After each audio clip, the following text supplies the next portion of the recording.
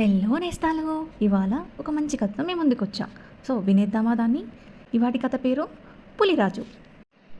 ఒక పెద్ద అడవిలో పులి ఉండేది. దాని పేరు పులిరాజు. పులిరాజు పెద్ద వృక్షం కింద నిద్రపోతూ ఉంటాడు.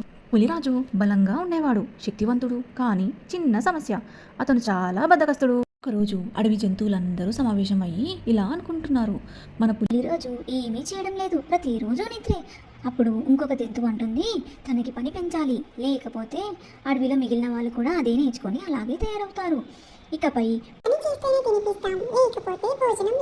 అప్పుడు దాంట్లో నుంచి ఎలుగుబంటి ఒక కాగితం చూపిస్తూ, ఇదిగో పులిరాజు, పులిరాజుకి ఇస్తుంది.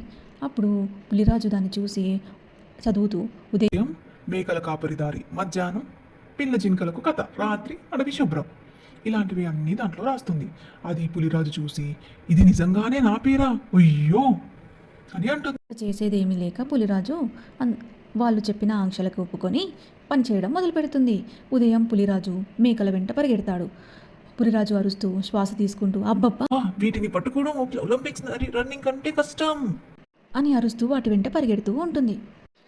ఇంకా ఆ పని అయిపోయాకనే మధ్యాహ్నం పని సమయం అయింది. ఇంకా పులిరాజు చిన్న చిన్న జింకల్ని చుట్టూ కూర్చోబెట్టుకొని కథలు చెప్పడం మొదలు పెడతాడు. పులిరాజు కథ చెప్తూ, ఒకసారి ఒక పులి ఉండేది, అదే నేను, మరి కథ పూర్తయిపోయింది అని గర్వంగా చెప్తుంది. అప్పుడు చిన్న జింక, ఓహో, అన్ని కథలు మీ గురించేనా అని చిలిపిగా నవ్వుతుంది.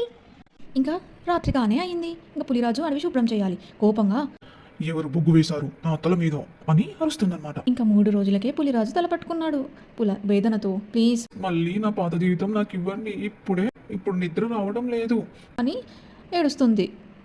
అందరూ హాస్యంగా నవ్వారు. అప్పుడు పులిరాజు వారంకొక రోజు నిద్ర దినోత్సవం చేసుకోవడం ప్రారంభించాడు. పులిరాజు సంతోషంగా, ఈ రోజు నాకు హాలిడే, జై నిద్ర దేవత అని సంబరపడుతుంది. ఈ కథకి మోరల్ ఏంటంటే, బద్ధకంగా ఉండడం సరదాగా అనిపించవచ్చు, కానీ పని చేయడం వల్ల గౌరవం, ఆనందం లభిస్తాయి.